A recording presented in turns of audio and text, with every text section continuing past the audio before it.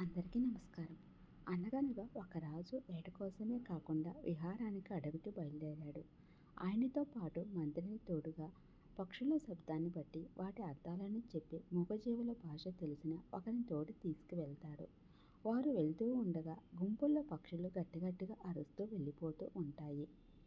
రాజు ఆ మూగజీవుల భాష తెలిసిన వ్యక్తిని ఆ పక్షుల శబ్దాన్ని అర్థం వివరించమని అడిగాడు. అతను కాసేపటి మౌనం తరువాత, రాజా, మనకు ఎటువంటి ప్రమాదాలు లేవు.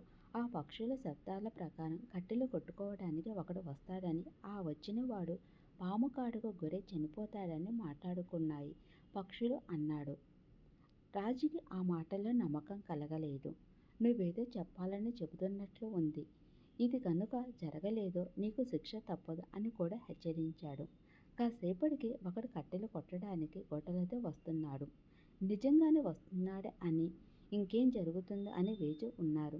ఒక 4-5 గంటల తర్వాత ఆ వేటగాడు తలపైన కట్టెల మోపుతో అలుపు తెలియకుండా ఉండడానికి పాట పాడుకుంటూ వెళుతున్నాడు. రాజుగారికి అతడికి ఎటువంటి ప్రమాదం జరగకపోవడం సంతోషం వేసి, కానీ ఆ పక్షుల శబ్దాలను వివరించిన అతడిపై కోపం వచ్చింది. నా దగ్గర అబద్ధం చెప్తావా? నీ విద్యలో తప్పు ఉంది అన్నాడు.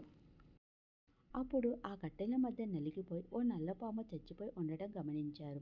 అప్పుడు అతడిని, నువ్వు కట్టెలు కొడుతూ ఉండగా ఏం జరిగింది అని అడిగాడు రాజు దగ్గర ఉన్న వ్యక్తి. నేను కట్టెలు కొట్టాక 2 ముసలివాళ్ళు పాపం దారి తప్పి వచ్చేశారు. వారికి సరైన దారి వివరించి వారికి కొంత దూరం దారి చూపించి వచ్చాను. అప్పుడు వాళ్ళు నువ్వు నిండు నూరేళ్లు చల్లగా ఉండాలని ఆశీర్వదించారు. ఆ తరువాత వచ్చి ఈ మోపుని నెత్తిన పెట్టుకున్నాను. పాపం అంతకుముందే పాము ఇందులో చేరిందే ఏమో, నేను చూడలేదు అని జాలిపడ్డాడు. అతడు వివరించి వెళ్ళిపోయాడు. అప్పుడు రాజుగారి దగ్గర ఉన్న ఆ పక్షుల భాష వ్యక్తి, ఇది రాజా జరిగిన విషయం.